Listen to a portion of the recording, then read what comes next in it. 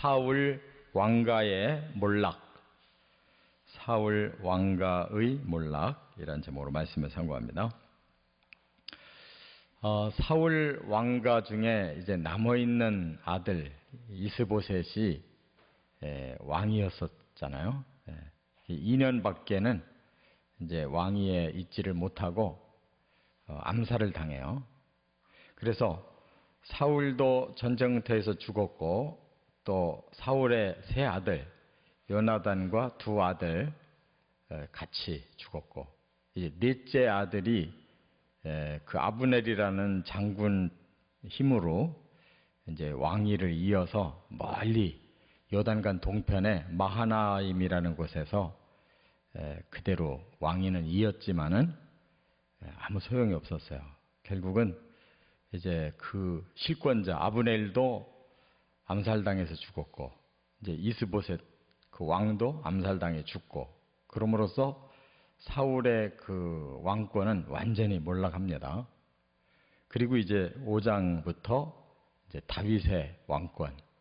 다윗은 처음에 유다 지파의 왕으로 시작했지만 이제 그동안 7년 반이 지났는데 이제는 전 이스라엘의 통합된 왕으로 추대를 받아요. 그래서 다윗의 이제 왕가가 시작이 되는 겁니다. 이 모든 것이 자연스럽게 이렇게 결말이 지어졌어요. 이렇게 되는 데에는 이제 그만한 이유가 있는 거죠. 그래서 오늘 본문에 그 변화를 보여주는 거예요. 첫째는 1절부터 6절까지 보면 사울이 받은 저주를 볼 수가 있어요. 사울이 하나님께 눈에 딱 띄어서 부름을 받을 때 그거 얼마나 훌륭했어요. 뭐 외모도 준수하고 뭐 다른 남자들보다 그냥 머리가 하나 더 위일 정도로 그렇게 기골도 장대하고, 그리고 사람이 아주 인격적이었고 겸손했고 여러모로 인간적인 면모가 훌륭했어요. 근데 딱 한 가지 흠이 있었는데 신앙이 별로 없는 사람이에요. 그래서 준비가 덜 된 사람을 이제 왕이 되니까 불신앙적으로 계속 나가다 보니까 하나님에게서 멀어진 거죠. 결국은 그가 자기 자신이 하나님 말씀보다 앞서고, 물질이 말씀보다 앞서고, 또 악한 영이 하나님의 말씀보다 앞서니까 결국 망했는데, 이제 하나님이 그를 3차례나 저주하셨어요. 그 사건마다. 그래서 결국 사울이 하나님의 저주를 받아서 그 자식들까지 그 왕가가 다 몰락했다 하는 걸 알 수가 있어요. 성경에서 하나님의 저주는 자손 3, 4대까지 내려간다 하는 말씀이 있는데, 그것은 저주가 무섭긴 하지만 은혜에 비하면 아무것도 아니에요. 하나님의 은혜와 축복은 1000대까지 간다고 그랬고, 저주는 3, 4대까지 간다고 그랬어요. 근데 우리는 1000대는 생각을 안 해요. 3, 4대에만 초점 맞추려고 그러지. 그러니까 하나님의 말씀을 다 포함해서 봐야지. 은혜는 1000대를 준다고 하는 그 하나님 사랑을 생각해야지. 그 저주 3, 4대만 생각할 게 아니고. 그러니까 그만큼 많은 걸 베풀었는데 사람들의 반응이 반대가 되니까 하나님이 오죽 섭섭하면 3, 4대를 이렇게 저주하겠어요. 그러니까 사울이 잘했으면 정말 1000대의 은혜를 받을 수 있는데 그게 안 된 거예요. 두 번째, 그리고 여기에서 4절이 빠져 있었는데 그 4절은 무슨 내용이었냐면 요나단에게 아들이 하나 있었다 하는 거예요. 무비보셋이라는 아들. 사울과 요나단이 죽을 때 그 소식이 사울의 집으로 들어온 거예요. 요나단에게 5살 된 아들이 하나 있었는데 그 아들을 종이 그냥 업고서 도망가려고. 그러니까 사울과 요나단이 죽었다는 소식이 들리니까 우리 집안은 큰일 났구나. 이제 곧 쳐들어오면 망하겠구나 싶어서 아기를 들쳐업고 도망가다가 떨어뜨렸는데 두 다리를 다 절게 된 거예요. 그 내용이 여기 4절이었어요. 왜 이걸 같이 포함했느냐? 그 집안이 저주를 받으니까 사울의 손자까지 이제 왕이 될 수 없는 그런 절름발이가 됐다. 그런 저주를 다 포함하고 있어요. 그 다음에 이제 크게 두 번째 문제는 뭐냐? 7절과 8절에 보면 기회주의자인 부하를 볼 수가 있어요. 이렇게 이스보셋이 암살당한 것이 그 부하들의 배신 때문에 그런데 여기 그 바나와 레갑이라는 형제가 이스보셋 왕을 죽였다는 거예요. 그러면 왜 신하가 왜 죽였을까? 그는 기회주의자였기 때문에 그래요.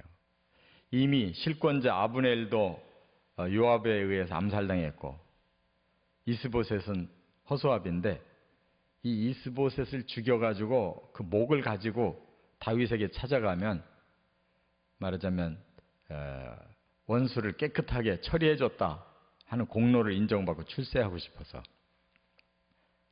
그러니까 사람이 자기를 위해서는 남을 해치는 일을 두려워하지 않는 자들, 기회주의자들이에요.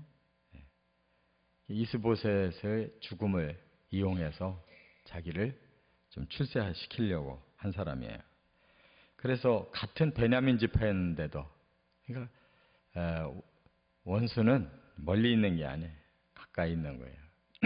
전혀 이해관계가 없는 사람은 원수가 될 수가 없어요. 길에서 그냥 지나치는 날 모르는 사람은 아무 관계가 없어요. 다 아는 사람들 중에서 문제가 생기는 거예요. 그러니까 같은 베냐민 지파에다가 두 이 형제가 군 지휘관이라고 그랬어요. 그러니까 아주 고위직에 아브넬 밑에서 이런 큰 군장들이었는데 아브넬은 죽었고 이스보셋 하나만 남았는데 이 사람 죽여가지고 못 가지고 가면은 출세할 수가 있잖아요. 다윗이 깨끗하게 정적을 다 처리해 줬으니까 얼마나 좋아하겠어요? 이렇게 기회주의자들, 이들이 세상을 이렇게 흔든다는 걸 볼 수가 있어요. 그러나 우리가 이제 세 번째에서 모든 게 결말이 나는데 9절부터 12절까지 보면 다윗의 공의로움을 볼 수가 있어요. 이렇게 모든 것이 이렇게 된 그 저변에는 다윗이 공의로운 사람이었기 때문에 하나님이 사울을 친 거고, 왜냐하면 공의로운 다윗을 해치려고 하니까 하나님이 사울을 해친 거예요. 뿐만 아니라 여기 기회주의자가 이스보셋의 머리를 가지고 헤브론까지 밤새도록 가서 바쳐요. 그런데 다윗이 뭐라고 그럽니까? 아니 전에도 이런 놈이 있었는데 너도 이런 짓을 했구나. 전에 그런 짓 한 자가 누구였냐면 사울의 목을 가지고 다윗에게 또 바친 자가 있었어요. 사울은 전쟁터에서 부상을 당해서 죽게 생겼으니까 부하 보고 죽여달라고 그랬어요. 적군에게 나의 모욕을 주지 말라고. 부하가 못하니까 자기가 스스로 죽었어요. 그 죽은 현장을 가까이에 있던 아말렉 출신의 군인이 본 거예요. 그래서 사울의 목을, 이미 죽은 사람의 목을 잘라서 다윗에게 가지고 내려간 거죠. 그러면 칭찬받을 줄 알고. 그랬더니 네가 왜 사울을 기름 부음 받은 왕을 왜 죽이냐고.